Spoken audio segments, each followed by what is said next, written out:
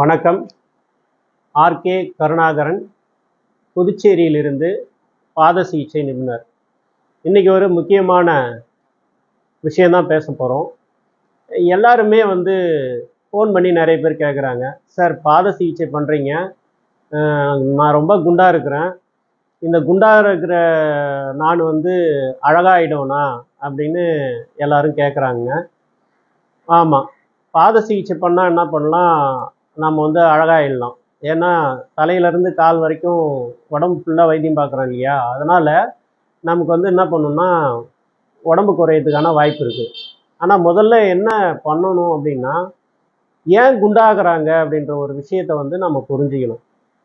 முதல்ல குண்டாகிறதுக்கான காரணம் என்ன அப்படின்னா, சில குழந்தைங்களாம் இருப்பாங்க இல்லையா, அவங்க என்ன பண்ணுவாங்கன்னா குண்டாக இருப்பாங்க. ஏன் குண்டாக இருக்கிறாங்க அப்படின்னா, நிறைய சாப்பிட்ருவாங்க, விளையாட மாட்டாங்க. நீங்கள் எந்த அளவுக்கு சாப்பிட்றீங்களோ அந்த அளவுக்கு விளையாடணும். அப்போ தான் என்ன பண்ணணும்னா, உங்களுடைய சாப்பாட்டில் இருக்கிற ஒட்டுமொத்த கலோரியும் லாஸ் ஆகி அழகாக இருப்பீங்க. இது ஒரு காரணம். ரெண்டாவது ஒரு காரணம் இருக்குது. சாப்பிட்டு சாப்பிட்டு தூங்கிடுவாங்க, அப்பையும் குண்டாயிடுவாங்க. அதுக்கப்புறம் முக்கியமாக எண்ணெயில் மூழ்கி வேகுது இல்லைங்களா, இப்போ என்ன பண்ணலாம், சிக்கன் ஃப்ரை, அப்புறம் பார்த்தீங்கன்னா பஜ்ஜி, போண்டா, இது மாதிரி பொருட்கள்லாம் என்ன பண்ணணும்னா எண்ணெயில் மூழ்கி வேகிற இதெல்லாம் சாப்பிட்டீங்கன்னா உங்களுக்கு என்ன பண்ணும், உங்களுக்கு ஒபிசிட்டி உண்டாக்கும். அதுக்கப்புறம் என்ன அப்படின்னு கேட்டிங்கன்னா,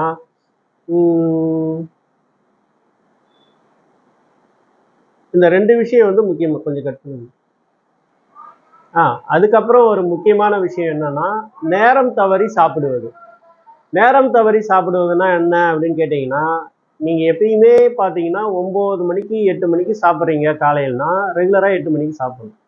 அதே மாதிரி மதியானம் 1 மணிக்கு சாப்பிட்றீங்க, 1:30 மணிக்கு சாப்பிட்றீங்கன்னா அந்த 1:30 மணிக்கு 1 மணிலேருந்து சாப்பிடணும். ஈவினிங் எப்பயுமே இருட்டுவதற்கு முன்னாடி சாப்பிடணுங்க. இருட்டுறதுக்கு முன்னாடி நீங்கள் சாப்பிட்டா மட்டுமே நீங்கள் அழகாக முடியும். நீங்கள் வைத்தியம் பார்த்தா தான் அப்படின்லாம் கிடையாது. எல்லாருமே முக்கியமாக சொல்கிறேன், 6 மணிக்குள்ளே ஈவினிங் சாயந்தரம் மாலை 6 மணிக்குள்ளே நீங்கள் உணவை சாப்பிட்டு முடிச்சுட்டு, அதுக்கப்புறம் பசி இருக்கும் தான். ஏன்னா நீங்கள் முன்னாடி சாப்பிட்டீங்க இல்லையா, அதனால் பசி இருக்கும் தான். அப்போ என்ன பண்ணால் ஏதோ ஒரு சின்னதாக சேலட் மாதிரி இல்லை ஏதோ ஃப்ரூட்ஸ் சாப்பிட்டு தண்ணி குடிச்சிட்டிங்கன்னா பசி அடங்கிடும்.